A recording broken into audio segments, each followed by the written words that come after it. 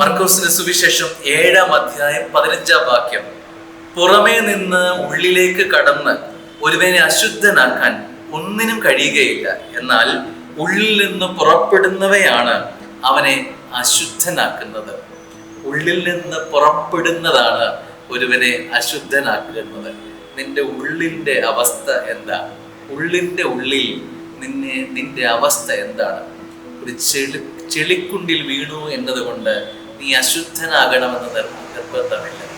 അത് നിന്റെ ആന്തരിക ശുദ്ധിയെ തൊടുന്നില്ല എന്നതാണ് അർത്ഥം. നിന്റെ ശരീരത്തിൽ അല്പം മാലിന്യം പുരണ്ടാലും നിന്റെ ഉള്ളിൻ്റെ ഉള്ളിലെ അവസ്ഥയാണ് യഥാർത്ഥത്തിൽ ഒരുവന്റെ ശുദ്ധിയെ നിർണയിക്കുന്നതെന്ന് ഓർമ്മിക്കുകയാണ്. വ്രണങ്ങൾ മൂടിയിരിക്കുന്ന ഒരുവന്റെ, ഒരുപക്ഷെ മാലിന്യം പുറത്ത് ചൂടിയിരിക്കുന്ന ഒരുവന്റെ ഉള്ളിൽ എത്രമാത്രം ശുദ്ധി കാണുമെന്ന് ഒരു സാധ്യത നമ്മൾ മറന്നു പോകരുത്. ഒരുപക്ഷെ അടുക്കാൻ പറ്റാത്ത വിധത്തിൽ ഒരുപാട് ജീവിതം വരേണ്ടതാണെങ്കിലും, പുറത്തുള്ള അനുഭവങ്ങൾ വരേണ്ടതാണെങ്കിലും, ഉള്ളിൻ്റെ ഉള്ളിൽ ഒരുപാട് നന്മ അവശേഷിച്ചിട്ടുള്ള അനേകം ജീവിതങ്ങൾ നമുക്ക് ചുറ്റും കാണും.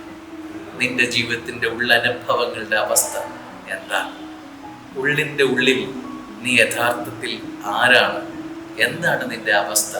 ഒന്ന് ശോധന ചെയ്യുന്നത് നല്ലതല്ലേ? ആമേൻ.